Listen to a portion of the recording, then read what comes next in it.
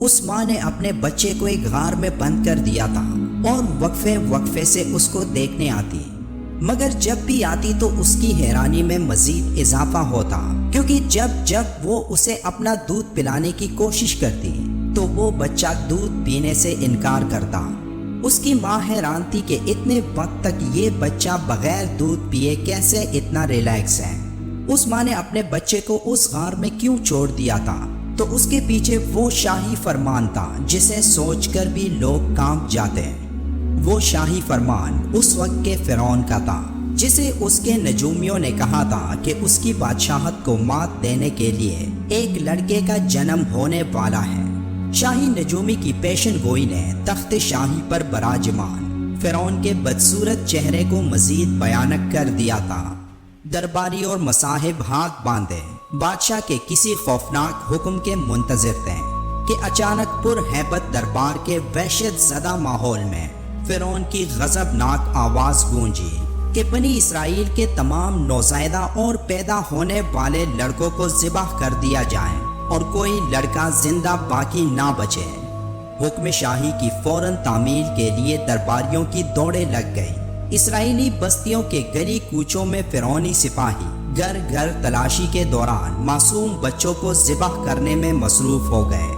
یہی وہ وقت تھا کہ جب بنی اسرائیل کی بستی میں 2 بچے پیدا ہوئے۔ ان میں سے ایک کی ماں نے اللہ کے حکم پر اپنے لخت جگر کو ایک ٹوکری میں لٹا کر دریا کی موجوں کے حوالے کر دیا، اور یوں وہ بچہ فرعون کے محل کے اندر پہنچ گیا۔ دوسرے بچے کی ماں نے فرعونی سپاہیوں کے ڈر سے بچے کو پہاڑ کے ایک غار میں بند کر دیا۔ اب حسن اتفاق دیکھیے کہ تاریخ میں دونوں بچوں کا نام موسیٰ آیا ہے۔ فرعون کے محل میں پہنچنے والا بچہ موسیٰ بن عمران علیہ السلام تھے، جن کی پرورش محل کے عالی شان ماحول میں فرعون کے ہاتھوں ہوئی، جبکہ دوسرے بچے کا نام موسیٰ بن ظفر تھا۔ پہاڑ کے بند غار میں اس کی پرورش حضرت جبرائیل امین علیہ السلام نے کی۔ اللہ کے دشمن فرعون کی سرپرستی میں پلنے بڑھنے والا بچہ نبوت کے عظیم منصب پر فائز ہوا، جبکہ روح الامین حضرت جبرائیل علیہ السلام کے ہاتھوں پروان چڑھنے والا بچہ بدی کی علامت بن کر تاریخ میں برے الفاظ سے یاد کیا جانے لگا، اور جسے دنیا سامری کے نام سے جاننے لگی۔ یہ وہی سامری تھا جسے اس کی والدہ نے قتل ہونے کے ڈر سے ایک غار میں بند کر دیا تھا۔ حضرت مولانا مفتی محمد شفیع رحمۃ اللہ علیہ تحریر فرماتے ہیں کہ مشہور یہ ہے کہ سامری کا نام موسیٰ بن ظفر تھا۔ ابن جریر رحمۃ اللہ علیہ نے حضرت ابن عباس رضی اللہ تعالیٰ عنہ سے روایت کیا ہے کہ سامری پیدا ہوا تو فرعون کی طرف سے تمام اسرائیلی لڑکوں کے قتل کے حکم پر عمل درآمد جاری تھا، تو اس کی والدہ کو خوف ہوا کہ فرعونی سپاہی اسے بھی قتل کر دیں گے، لہٰذا بچے کو اپنے سامنے قتل ہوتے دیکھنے کی مصیبت سے یہ بہتر سمجھا کہ اسے جنگل کے ایک غار میں رکھ کر اوپر سے بند کر دیا۔ ادھر اللہ تعالیٰ نے حضرت جبرائیل علیہ السلام کو اس کی حفاظت اور غذا دینے پر مامور کر دیا۔ آپ علیہ السلام غار میں تشریف لائے اور انہوں نے اپنی انگلی سامری جادوگر کے منہ میں ڈال دی تو فوراً انگلی سے دودھ نکلنا شروع ہو گیا۔ بعد ازاں حضرت جبرائیل علیہ السلام اس وقت تک سامری جادوگر کی پرورش کرتے رہے جب تک کہ اس نے اپنی ٹانگوں پر دوڑنا شروع کر دیا۔ یہ اس کے بعد اپنی بستی میں واپس آیا اور لوگوں میں گل مل گیا۔ کہا جاتا ہے کہ غار سے آتے وقت حضرت جبرائیل علیہ السلام کے گھوڑے یعنی برآ کے پاؤں کی مٹی ساتھ لے آیا تھا۔ وہ یہ مٹی جہاں بھی ڈالتا تھا تو وہاں معجزے شروع ہو جاتے تھے، اور انہی معجزوں کی وجہ سے وہ جادوگر مشہور ہو گیا۔ کئی علماء کا ماننا ہے کہ یہ واقعات اسرائیلیات کا حصہ ہے، لیکن سامری تاریخ کا ایک حقیقی کردار تھا جو سامری جادوگر کے نام سے مشہور ہوا۔ سامری کی کہانی فرعون مصر کے سمندر میں ڈوبنے کے بعد شروع ہوئی، جب حضرت موسیٰ علیہ السلام فرعون کے غرق ہونے کے بعد بنی اسرائیل کے ساتھ بحیرہ احمر پار کر کے وادی سینا کی جانب چلے۔ اللہ نے بنی اسرائیل کی ہدایت اور رہنمائی کے لیے حضرت موسیٰ علیہ السلام کو آسمانی کتاب دینے کا فیصلہ کیا، اور انہیں 30 راتوں کے لیے کوہ طور پر بلا لیا، جنہیں مزید 10 راتوں کے اضافے کے ساتھ 40 راتیں کر دیا۔ حضرت موسیٰ علیہ السلام نے کوہ طور پر جانے سے پہلے اپنے بھائی حضرت ہارون علیہ السلام کو اپنا جانشین مقرر کر دیا تھا، اور وہ بھی اللہ کے نبی تھے۔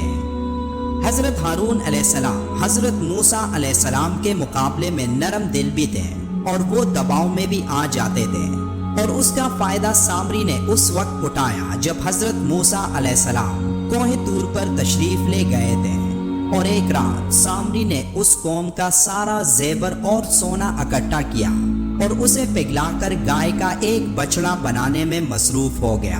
کہا جاتا ہے کہ سامری نے حضرت جبرائیل علیہ السلام کے گھوڑے کے ناڑوں کے نیچے کی مٹی بھی اس میں شامل کر دی۔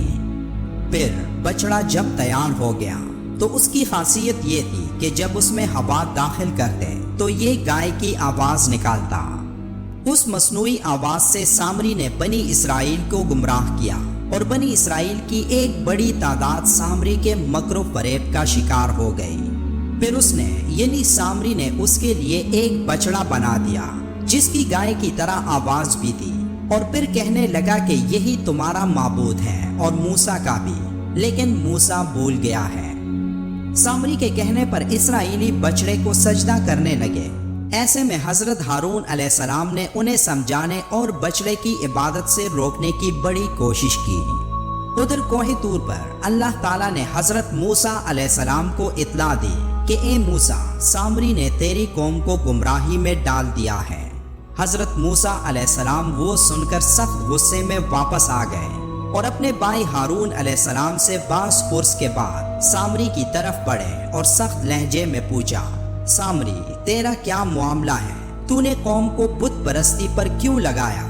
تو اس نے جواب دیا، میں نے ایسی چیز دیکھی جو اوروں نے نہیں دیکھی، تو میں نے فرشتے کے نقش پا سے یعنی مٹی کی ایک مٹھی بھر لی، پھر اسے بچڑے کے قالب میں ڈال دیا۔ اس طرح میرے دل نے اس بات کو میرے لیے اچھا سمجھا۔ ایک روایت حضرت ابن عباس رضی اللہ تعالیٰ عنہ بیان فرماتے ہیں کہ سامری کی پرورش خود حضرت جبرائیل علیہ السلام کے ذریعے ہوئی تھی، جس وقت اس کی ماں نے اسے غار میں بند کر دیا تھا۔ حضرت جبرائیل علیہ السلام روزانہ اسے غذا دینے آتے تھے تو وہ ان سے مانوس تھا اور انہیں پہچانتا تھا، جبکہ دوسرے لوگ نہیں پہچانتے تھے۔ سامری کے دل میں شیطان نے یہ بات ڈال دی کہ حضرت جبرائیل علیہ السلام کے گھوڑے کے قدم جس جگہ پڑتے ہیں تو وہاں کی مٹی میں حیات و زندگی کے خاص اثرات ہوتے ہیں، تم وہ مٹی اٹھا لو۔ چنانچہ سامری نے وہ مٹی اٹھا لی۔ حضرت موسیٰ علیہ السلام نے سامری کے لیے جو سزا تجویز کی اسے قرآن کریم نے یوں بیان فرمایا ہے، کہا، اچھا جا، دنیا کی زندگی میں تیری سزا یہی ہے کہ تو کہتا رہے کہ مجھے نہ چھونا، اور ایک اور وعدہ تیرے ساتھ ہے جو تجھ سے ہرگز نہ ٹلے گا، اور اب تو اپنے اس معبود کو بھی دیکھ لینا جس کا تو اعتکاف کیے ہوئے تھا، ہم اسے جلا کر ریزہ ریزہ کر کے دریا میں اڑا دیں گے۔ پھر وہی ہوا، وہ ایسی خطرناک بیماری میں مبتلا ہو گیا کہ ساری عمر یہی کہتا رہا کہ مجھ سے دور رہو، مجھے نہ چھونا۔ اسی لیے اسے چھوتے ہی چھونے والا اور سامری دونوں شدید بخار میں مبتلا ہو جاتے ہیں۔ وہ انسانوں کی بستی سے نکل کر جنگل میں چلا گیا، جہاں اس نے جانوروں کے ساتھ حیوانوں کی طرح زندگی گزاری اور یوں عبرت کا نمونہ بنا رہا۔ گویا دنیا میں لوگوں کو گمراہ کرنے کے لیے جو شخص جتنا زیادہ مکر و فریب، جھوٹ اور فراڈ کا طریقہ اختیار کرے گا تو دنیا و آخرت میں اس کی سزا بھی اسی حساب سے شدید تر اور نہایت عبرتناک ہوگی۔